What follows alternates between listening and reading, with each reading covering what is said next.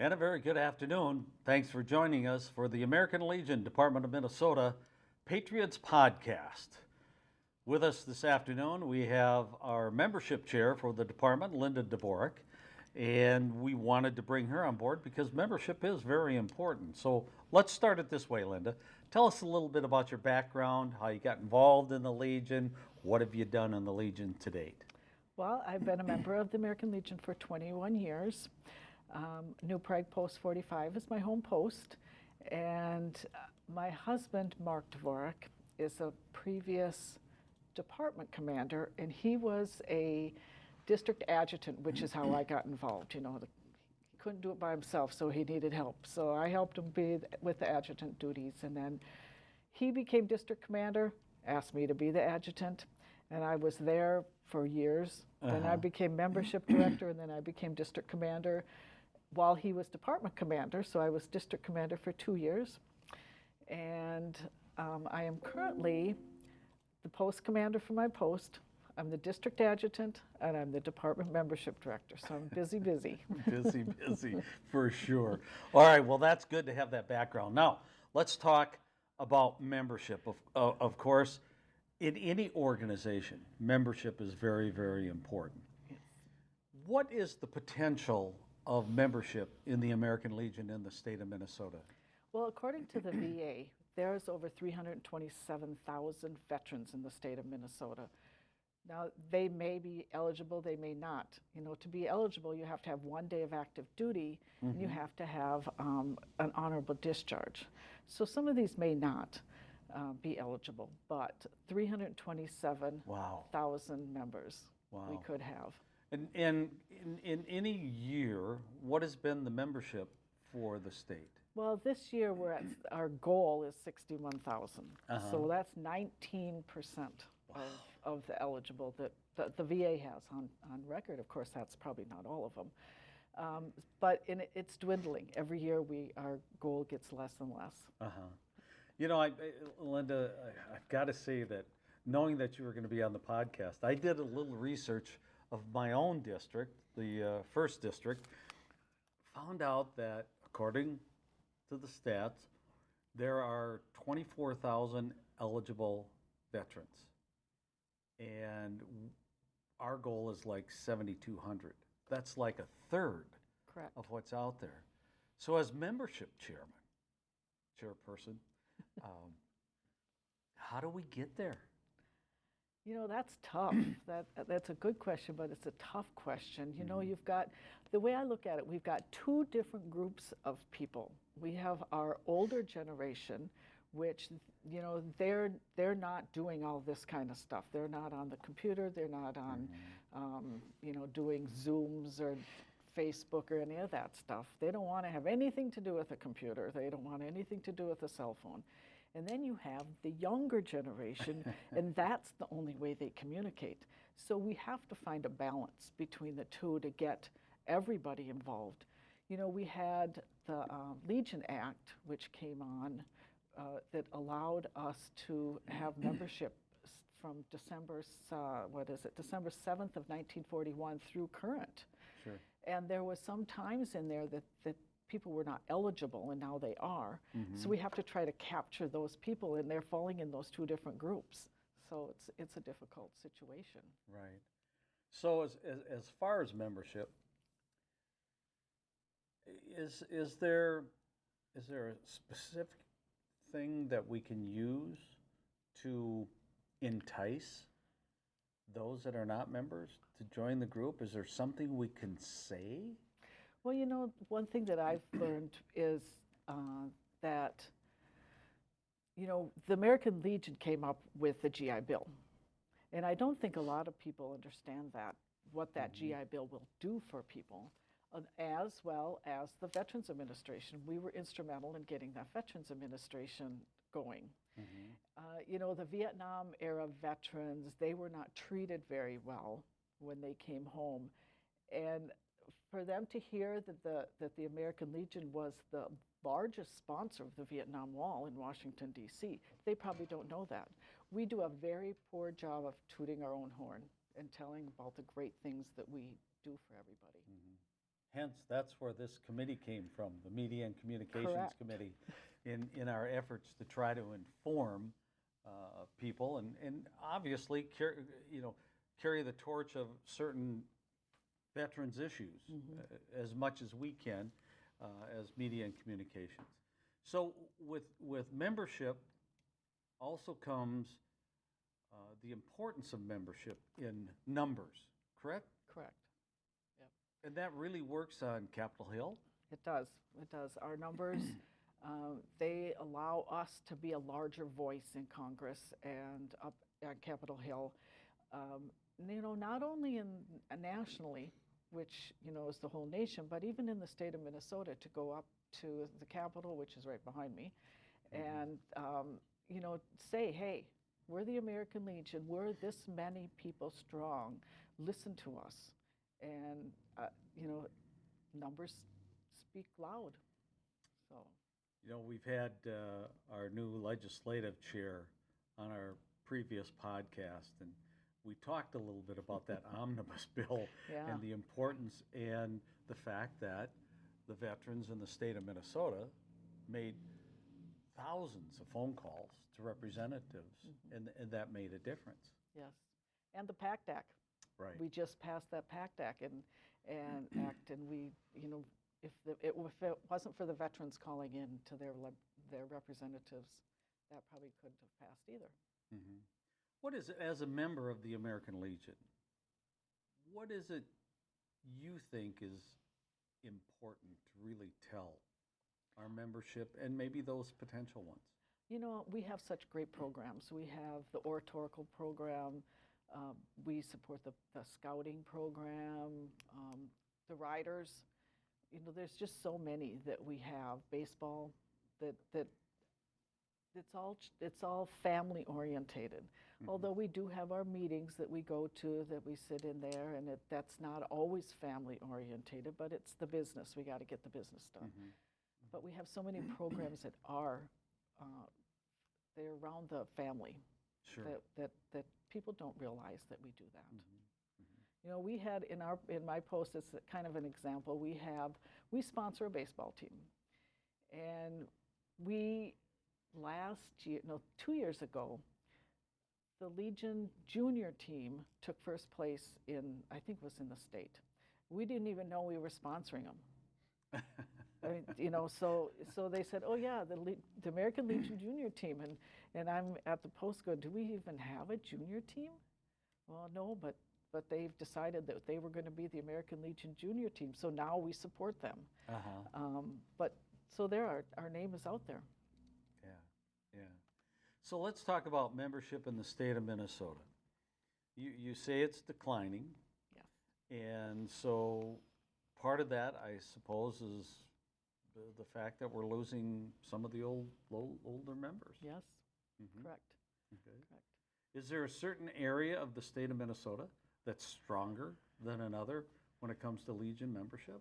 Well, right now, it looks like the 4th district, which is part of St. Paul, Minneapolis, has the largest percentage of membership. Okay. They don't have the largest numbers, but they have the largest percentage of their goal. So and I want to ask this, is it because they're doing something differently that you might know of that's working for I them? think that they're getting out there. I think that they're just getting out there. They're doing buddy checks where they're checking on their people. They're probably calling the people that haven't renewed and saying, hey, how are you doing? Did you forget to mail in your dues? Are you having an issue where you can't pay your dues? Maybe we can help. They're also probably getting out and, somebody wearing a baseball cap like you are that says the U.S. Army on that and saying, hey, do you know about the Legion?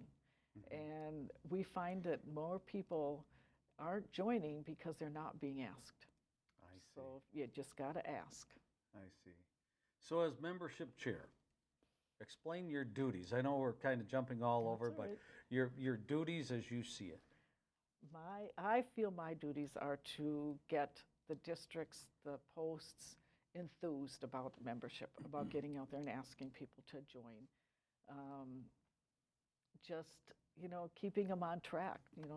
We have goals. Every month there's a goal, and I just try to make my goal a little bit higher than the national goal to see if they can meet it. We have a 55% goal coming up on Wednesday, October 19th. Right now, as of the state, we're at 62.92%, so we're over that goal. But I said I wanted us to be at 65% by that date. And right now, out of our 10 districts, 5 have met that. So, and I'm looking at the statistics, and it looks like a couple more could make it by Wednesday, if if everything is processed on time. So I'm just a cheerleader, really. Okay, all right. And obviously, disseminating information on what they can say and how they can do things to increase membership? Yes, yep. Try to get them to do some revitalizations, open houses, again, maybe door knocking or calling people that they know are veterans, even if they're not a member, and asking them how they're doing. If they're having any issues, during this time, especially now with the economy the way it is and gas prices and food prices, maybe they can't afford their membership. Maybe you have to make that decision. Do you pay a membership or do you buy gas? Do you pay membership or do you put food on the table? Maybe the post could help in paying their membership for a year, or you pay it, half of it, we'll pay half of it, something like that. What about involvement? I'm kind of switching gears here a little bit outside of the membership side. And we've had some talks in the past that the American Legion is changing. The whole outlook of the American Legion is changing. And I think of a couple of things. In our state here alone, the female veteran becoming more involved and holding some key positions. Yeah. Can you speak a little bit about that? It was quite interesting when I took over, when we had our convention. And of course, like I said, we have 10 districts in the state of Minnesota, and the district commanders of the state, there's 5 females and 5 males. So we're a pretty diverse group. So that was pretty exciting to see. And we're being accepted more. I mean, it used to be, I used to be told that, yeah, you can be the adjutant because women are good at taking notes or good at being a secretary or whatever, but they're seeing that we can be leaders as well. And when you look at the leadership, we also have a department commander. Correct. So it's really 6 against 5 now, isn't it? Yeah. Is that okay, James? I was just told a little joke there. Hey, it's good for me. I'm trying to get James to, Yeah. but he's so engrossed in all the equipment and stuff and having fun punching numbers and everything. So working with all the districts, how do you communicate with them? Well, I try to do a Membership Monday Facebook post every Monday on the department's website or Facebook. I'm pretty good so far. I do send out an email to all the department vice commanders, the district commanders, and district membership. I try to do that once every couple weeks just to let them know how they're going. And we do a once a month Zoom. Oh, okay. And just to bring up issues, get everybody on the same path, and see if there's any issues going on. Do you feel like your year so far is going in the right direction? I do. Okay. I think it is, and just by the numbers, by seeing how good some of these districts are doing, and I don't want to be forcing them to do things they don't want to do, Sure. and I don't want to be too forceful, but I think I'm giving them little nudges. Nationally, the American Legion, over the course of the last year and a half, maybe 2, has been changing and coming forth in the technology world. And I'll say that because as an adjutant, that for years and years and years and years, everything's been done with an ink pen on a piece of paper, lick the stamp, mail it in. Yeah. So has it been hard to get local post to jump on board with this new technology? We're seeing that. We're asking them to go using the new technology. And some of them, again, they want nothing to do with it. But some of them are trying to get the younger people involved, finding somebody who maybe is a good on the computer and saying, hey, would you mind helping us do this? And then they see how easy it is and how good it works. And they're saying, yeah, we gotta get on board with all this stuff, and it'll make our lives a lot easier. Mhm. You know, one thing with the membership in the state of Minnesota, when a person mails in their membership, comes to St. Paul. It takes 3 days for the mail to get from the St. Paul post office to the department headquarters. Mm. So then you add the 2 or 3 days it takes to get from your local post office to the St. Paul post office. You're talking almost a week. If you do it online, it's same amount of time, but you don't have to worry about a check getting lost and the membership getting lost. You don't Sure. have to pay a postage, any of that. You know, you bring up a good point, because I've really, in the last year, have really gotten started with the TikTok, Mhm. you know, social media TikTok. The way I got started was I'd seen, you know, I'd heard about this TikTok and everything. I'm thinking, wow, you can do that on your cell phone and everything. I turned and I asked for help. And guess who I asked? My granddaughters. and oh, Grandpa, it's easy. Here, let me show you. Mhm. That's exactly what you just said. Yeah. The old guard, with all due respect, with this technology, needs to just look at somebody younger and say, hey. Well, that, or what I'm finding is that these older gentlemen need to talk to their wives. Oh. Yes, yes. I have so many of them that call me and say, I have an issue with this here. I'm going to give you the phone to my wife because she's the one that's doing it for me. So, you know. I hear you. Sharing all the work. That's right. We'll get more done. Well, Linda, anything else that we want to touch base with? I know you brought some notes and No, everything. I just you know, right now we're this is as of October 12th, we're number 6th in the nation. So that is a really good number. I think last year we were way down in the bottom, and just a few days ago we were 5th, and we just moved to 6th. So we're very, very good. We're at 63.79% on our renewals, which is a good indication that people are renewing their membership. And maybe there's people out there asking them. Yes, you know, for please sure. renew. For We sure. need you. Yes, need we you. do. Well, Linda, it's been great having you here Yeah. on the podcast, and we'll have you back, Okay. because we're going to keep in touch with how things are developing through this year, and keep up the good work. All right. Well, thank you very much for having me. You bet. All right. You've been listening to the American Legion Patriots podcast.